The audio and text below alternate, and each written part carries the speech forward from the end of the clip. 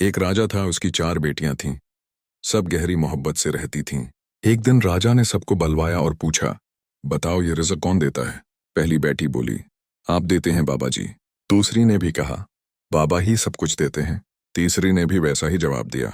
जब छोटी बेटी की बारी आई तो उसने अदब से कहा, बाबा जी, रिज़्क तो अल्लाह देता है। ये सुनकर राजा गुस्से में आ गया। इसने अपने नौकरों को हुक्म दिया, इसे जंगल में छोड़ आओ। अगर उसे लगता है कि अल्लाह सब देता है तो वही उसकी मदद करेगा। नौकर उसे जंगल के बीच में छोड़ आए। लड़की तन्हा डरी हुई इधर उधर घूमती रही। वो कभी बड़े दरख्तों के नीचे जाती, कभी नदी के किनारे बैठ जाती। रात तक भूख और थकन से ढाल हो गई थी। उसे समझ न आ रहा था कि कहाँ जाए, किसके पास जाए। इसी दौरान एक रास्ते पर चलते हुए उसे एक कमजोर सा बुजुर्ग नजर आया। वो धूप से थका हुआ था, उसके होंठ प्यास से खशक थे। लड़की ने फौरन अपना पानी का छोटा सा लोटा निकाला और कहा, बाबा जी ये पानी पी लें।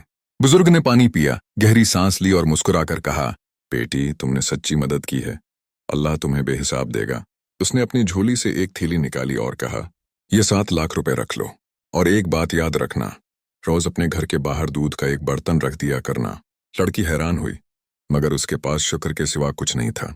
उसने पैसे लिए और जंगल के किनारे एक छोटा सा घर बना लिया। अगले दिन उसने दूध का बर्तन बाहर रख दिया। थोड़ी देर बाद एक सांप आया, दूध पीकर चुपचाप चला गया। लड़की बाहर आई तो बर्तन के पास 2 चमकते हुए हीरे पड़े थे। अगले दिन फिर सांप आया, दूध पाया, और इस बार और ज्यादा बड़े हीरे छोड़ गया। ये सिलसिला 7 दिन तक चलता रहा। हर रोज सांप आता, दूध पीता और हीरे छोड़ जाता। लड़की अमीर होती गई, उसका घर खूबसूरती में बदलने लगा। आखिरकार उसने एक शानदार महल बनवाया।